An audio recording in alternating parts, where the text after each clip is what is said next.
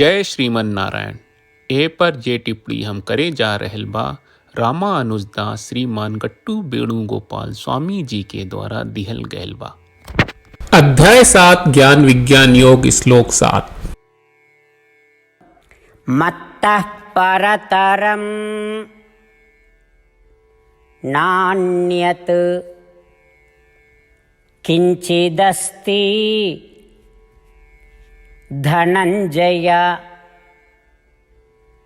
मयि सर्वमिदं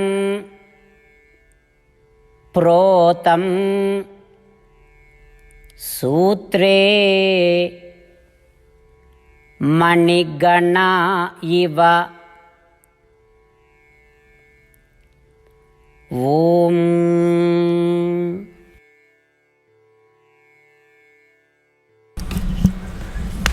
गीताचार्य श्री कृष्ण परमात्मा अर्जुन समेत हमनी सबके ज्ञान विज्ञान योग सिखा रहल बानी। परमात्मा कह रहल बाड़न कि अर्जुन ई परा प्रकृति चाहे उच्च प्रकृति या परा प्रकृति चाहे निम्न प्रकृति, जीव आ प्रकृति दोनों हमरा द्वारा नियंत्रित बा, हमरा द्वारा रखल गईल बा आ खाली हमरा खातिर इस्तेमाल कहल गईल बा। हम ई दोनों के कारण बानी, अर्थात जीवित प्राणी आ प्रकृति। ई सृष्टि में कौनो दूसर सार नहीं खे जे हमरा से ऊंचा आ बड़ा होके। अर्जुन, अगर रउआ ई सब सचेतन आ निष्क्रिय संस्था के रत्न मान ली, अगर ई सब रत्न के माला के रूप में व्यवस्थित कहल जाए ता ऊ माला के भीतर के धागा ऊ माला के सब रत्न के आधार आ सहारा होला। माला के भीतर के धागा की तरह ही हम भी संवेदी या निष्क्रिय तत्वन से भरल समूचा सृष्टि के अंतर निवासी है और हम ही समूचा सृष्टि के आधार आ सहारा है और समूचा सृष्टि हमरा पर निर्भर बा। ऐसे ई सृष्टि में कौनो और सार नहीं खे जे हमरा से बड़ा उच्च बा। यही तरह श्री कृष्ण परमात्मा आपन नारायण तत्व की घोषणा करत बाड़े कि समूचा सृष्टि उनकर पर निर्भर बा।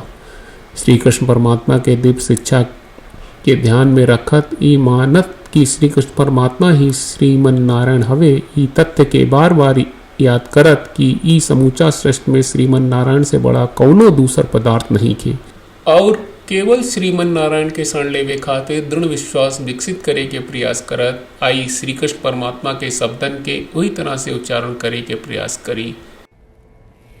मत्तः परतरं नान्यत् किंचिदस्ति धनंजय मयि सर्वमिदं प्रोतं सूत्रे मणिगणा इव। श्रीमद् भगवत गीता का पूरा सार श्री कृष्ण परमात्मा ने अध्याय 18वें के श्लोक 65 से 70 में 8 काम करे खातिर दिले बाड़े। श्री कृष्ण कहले, हम ओ लोगन से प्रेम करनी जो लोग इन 8 बातन के मान तारे। हम ओ भक्तन के हर तरह से रक्षा करब। श्री कृष्ण परमात्मा के द्वारा बोलल गईल संपूर्ण भगवत गीता सुनला के बाद अर्जुन कहले, करिष्ये वचनम त्वा, जेके मतलब बा कृष्ण मैं उही करब जौन आप कही। यही कारण बा श्री कृष्ण अर्जुन के हर तरह के सफलता आ विजय प्रदान करेले। आई परमात्मा के आपन व्रत देई कि हमनी के ये 8 गौ कर्म के पालन करी जा। ई वचन परमात्मा के देवे से बड़न कौनो पूजा तपस्या यज्ञ नहीं। हम 8 प्रण कहब जौन हमनी के करे के चाहिए। आप सब कृपया इन्हन के आपन दिमाग और दिल में सोची। श्री कृष्ण के आपन वचन देवे के ई तरीका में हमनी सबकी कल्पना करे के चाहिए कि श्री कृष्ण का चेहरा खुशी से चमकत बा और खुशी के एहसास करत बा। जय श्रीमन नारायण। यहाँ हमनी के 8 वादा बा। हमनी के पहला वादा, हे श्रीमन नारायण, आपका निर्देश के मुताबिक हम हमेशा तोहार ध्यान करब और तोहार बारे में सोचब।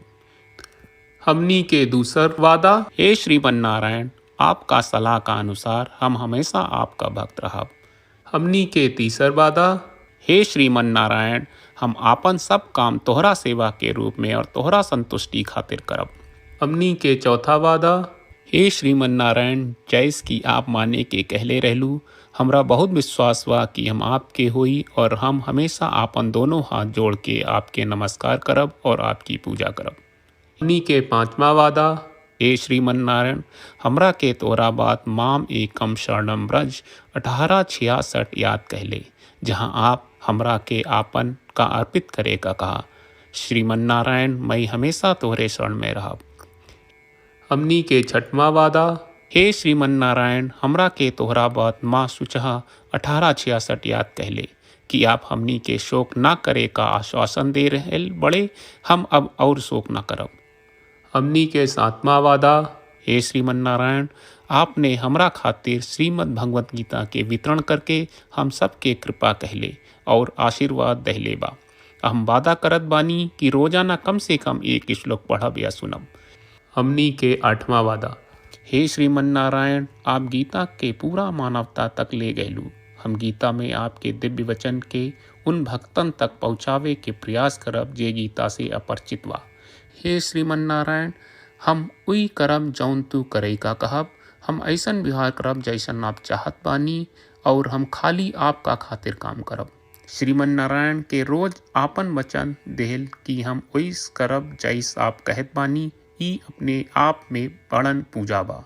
श्रीमन्नारायण करशे वचनम त्वा। श्रीमन्नारायण हम तोरे निर्देश के मुताबिक काम करब। सर्वं श्री कृष्ण अर्पणम अस्तु। जय श्रीमन्नारायण। मत्तः परतरं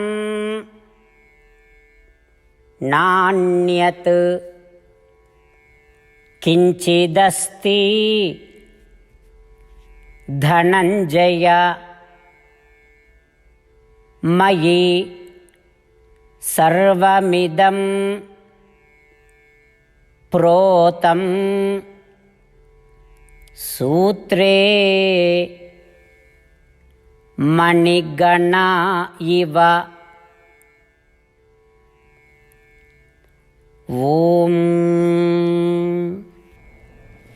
मत्तः परतरं नान्यत् किंचिदस्ति धनंजय मयि सर्वमिदं प्रोतं सूत्रे मणिगणा इव। श्रीमन्नारायण करिष्ये वचनं तव। सर्वं श्रीकृष्णार्पणमस्तु। जय श्रीमन्नारायण।